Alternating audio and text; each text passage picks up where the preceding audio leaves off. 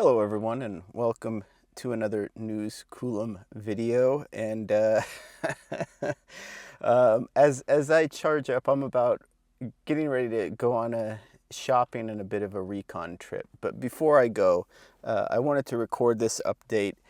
And some people said that maybe GM was still tracking my video channel because within, I think, a day, maybe a day and a half or 2 days of me publishing my 2026 Chevrolet Bolt EV expectations video, they did a formal press release on the Bolt EV.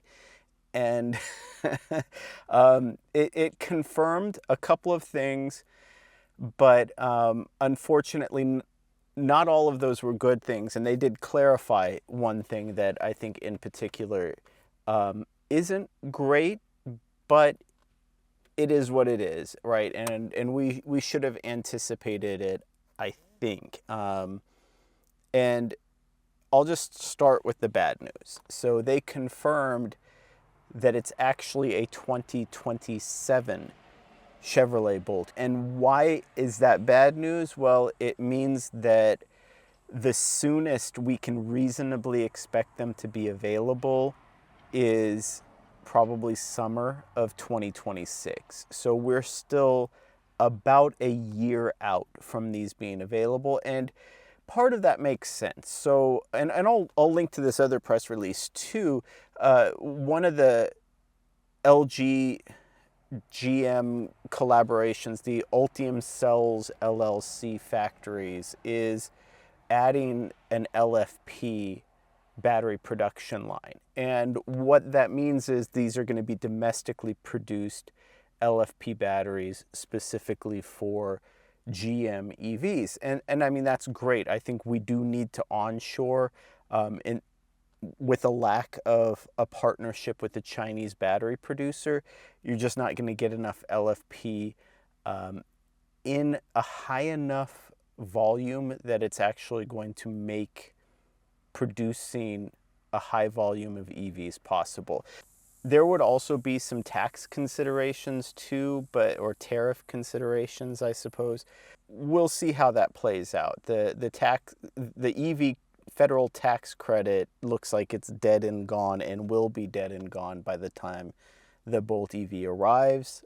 But again, this was that point that I had made about the Bolt EV really being able to achieve price parity with the equivalent gas-powered car, right? You're not going to really get a 250 horsepower hatchback with 50 to 60 cubic feet of cargo capacity in a gas engine for under 25,000 either. So even without the tax credit, without the tax incentive, this Bolt EV is going to be competitive with gas cars in terms of features and functionality for the price. So having to wait a year for that and then not having the tax credits or anything available, it's not ideal. I'd love to see them on the road sooner, but at least we know with the domestic battery production that GM will be able to, I think, hit those production targets that I anticipated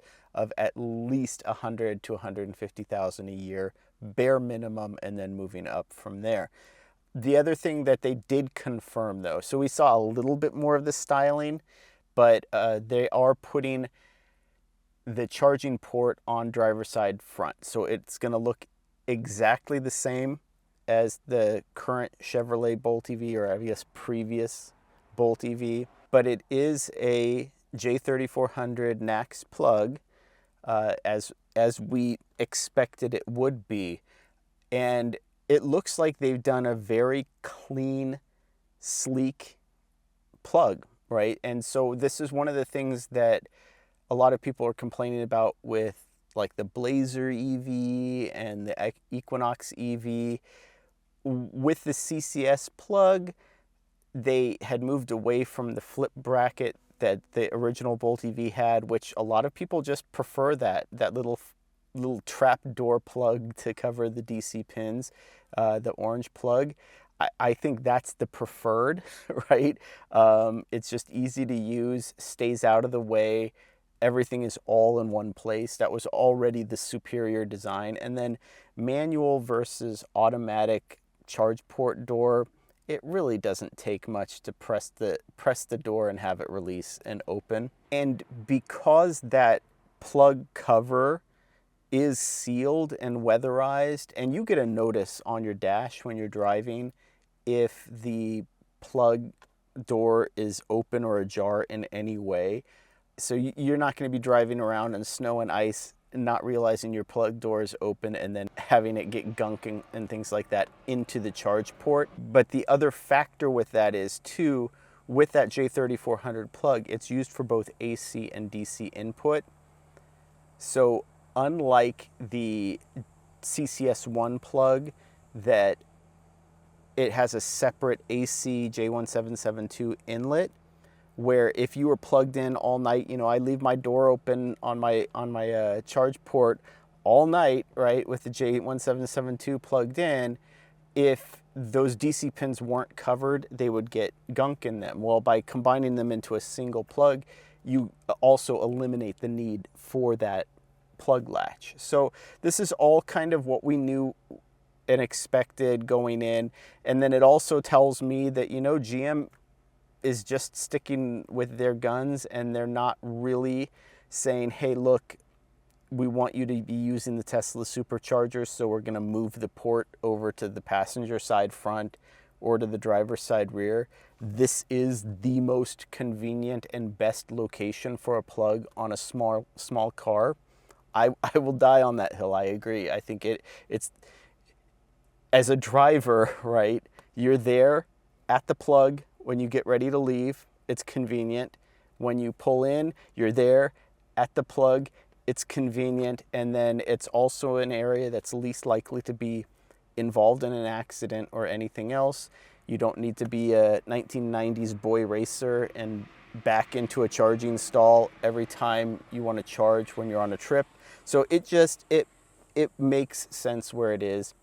Does not need to change. So, you know, good on GM for just standing by that. But then the other thing is they said that they are going to be releasing regular updates. So we're going to be getting a lot of teasers, it looks like, leading up to the Bolt EV's release. And I think that's great. I think GM knows that they have a winner with the Chevy Bolt EV, and they should just keep marketing it and keep promoting it. And like I said, I think it's going to be sort of that marquee car that marks that transition point to where EVs finally meet price parity with their equivalent gas cars. And, you know, moving forward, this is something that we can expect.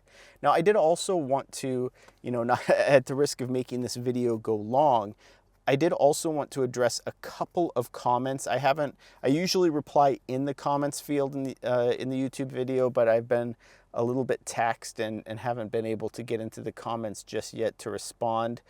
But there were a few comments, and one of them had mentioned or reminded me that the 2014 Chevy Spark EV, it actually shipped with A123 LFP batteries. A123 was a battery manufacturer. They made the batteries for the original Spark EV in 2014, and they were cylindrical cell LFP batteries.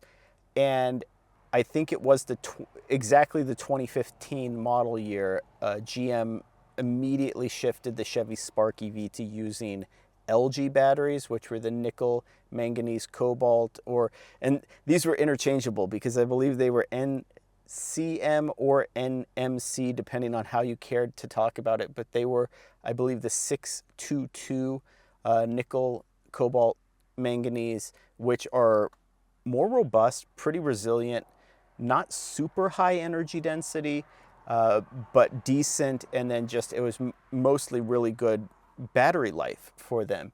But what ended up happening is I believe they dropped about 2 to 3 kilowatt hours of energy. So the LFP actually had more energy, but it was about a 10% drop in energy going to the nickel batteries, but it was also nearly a 25% drop in weight. It was like 90 pounds lighter, which was that point that I was making, is the LFP batteries will be heavier.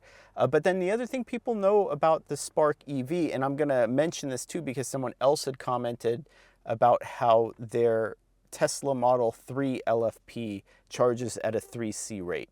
And this gets back to that original point that I made, is the Tesla Model 3 also used cylindrical cell, right? And with the cylindrical cell, you get the thinner electrodes. It's that jelly roll within the cell, and it allows a much, much higher C rate charging. And so both the Chevy Spark EV and the Tesla Model 3, both of them with the LFP batteries, were still charging at a 3C rate. You could literally charge from 10% to 80% in less than 20 minutes, right? With the Spark EV in particular, I believe the Tesla still has a bit more of a taper, but I'm not as familiar with its charging curve. But again, that's what you get with those thinner electrodes, and so with that, you get that much higher C rate charging. I don't anticipate this for the 2027 Chevrolet Bolt EV. I do anticipate them going with prismatic, probably 100 amp hour. They could fool me, right, and go with something like a 60 amp hour and then do like a 96 3P or something like that. And then it would be almost the same amp hours as the original Bolt EV, about 180 amp hours.